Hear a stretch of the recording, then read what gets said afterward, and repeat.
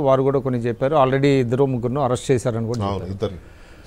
So ఇప్పుడు ఒకటైతే ఏంటంటే ఇది హైపోథెటికల్ అయితే కాదు. అంటే హైపోథెటికల్ ఏదైనా జరిగి ఉంటే ఏమయ్యేది అనేది హైపోథెటికల్, అది హైపోథెటికల్. బట్ ఇక్కడ సర్కమ్స్టాన్షియల్ ఎవిడెన్సెస్ ఉన్నాయి. ఇప్పుడు మేజర్గా మనం చూడాల్సింది ఏంటంటే, మీరు ఇందాక రైట్ చేసిన దాంట్లో పోలీసులు కూడా వాళ్ళని ఎందుకు అరెస్ట్ చేశారంటే సర్కమ్స్టాన్షియల్ ఎవిడెన్సెస్ ఉన్నాయి. ఆ సర్కమ్స్టాన్షియల్ ఎవిడెన్సెస్ ఏంటి? ఆ బోట్లో యజమానులు అసలు దాని దగ్గరికి రాలా. వాళ్ళు 2 రోజులు అట్లా ఉంటే వదిలేశారు. ఎవరు వదలరు. వాళ్ళు ఎందుకు వదిలేశారు? అట్లానే మీరు చెప్పారు ఎందుకు వచ్చినాయి, తర్వాత ప్లాస్టిక్ తాళ్లతో కట్టారు. ఇవన్నీ కూడా సర్కమ్స్టాన్షియల్ ఎవిడెన్సెస్. తర్వాత వెళ్ళి ఒకటేమో దాదాపు 5 బోట్లలో 4 దాదాపుగా వచ్చినాయి అనేది. తర్వాత ఏంటంటే ఇప్పటి వరకు వైఎస్ఆర్సీపీ నుంచి ఖండన లేదండి. చాలా ఇంపార్టెంట్. అంటే ఒక యాజ్ ఎ పొలిటికల్ పార్టీగా ఒక అధికారంలో ఉన్న వాళ్ళు ఏదైనా ఒక ఆరోపణ చేస్తే కాదు ఇది కాదు అనేది చెప్పాలి కదా.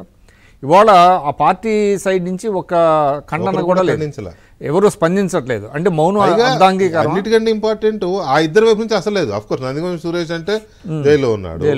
రఘురాము ఎక్కడ పార్టీ తరఫున ఇవ్వాలి కదా, ఇవ్వాలి కదా, ఇండివిజువల్గా ఇవ్వాలి, పార్టీ స్పందన ఇవ్వాలి. అంటే ఏంటి అర్థం ఏంటి?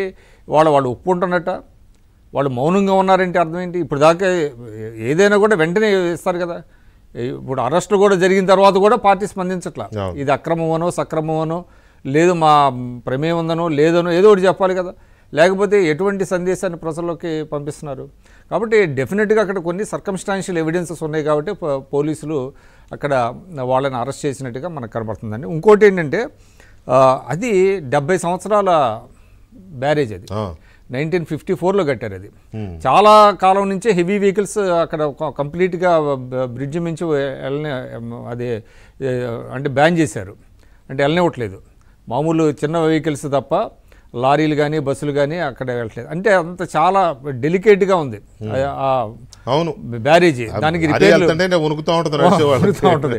అది అటువంటి దాని మీద ఇవాళ ఆ 2 ఆ ఇంపాక్ట్ మీరు చెప్పినట్టుగా ఏంటంటే ఏదైతే కౌంటర్ వెయిట్స్ ఉన్నాయో అవి దెబ్బతిన్న తర్వాత అది కనుక ఏదైనా జరిగి ఉంటే మీరు అన్నట్టు హంసలది వరకు ఉన్నటువంటి వందలాది గ్రామాలు ఒకదాని తర్వాత ఒకటి ఉంటాయి.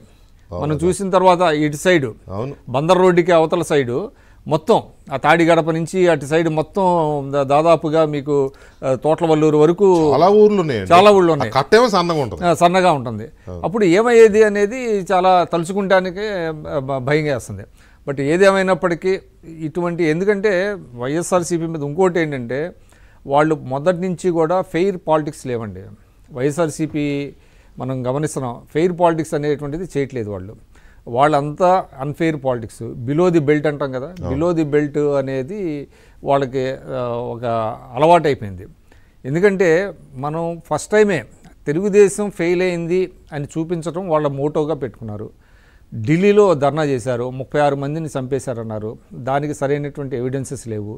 అక్కడి నుంచి మొదలైతే ఇవాళ వాళ్ళ పేపర్లో రాసేయటం కానీ ఏదైనా కానీ అసలు చిన్న ఇవి కూడా లేకుండా 100 మంది చనిపోయారని 150 మంది చనిపోయారని అసలు ఎవరికి అందట్లేదని అలా అందిన వాళ్ళదే కనీసం ఒక 5% 10% అన్నా కనీసం చూపించారు. లెక్కలే అది అసలు వాళ్ళు రాసేది కూడా చాలా విచిత్రంగా ఉన్నటువంటి పరిస్థితి. జనం ప్యానిక్గా ఉన్నప్పుడు ఆ భయాన్ని తగ్గించాల్సిన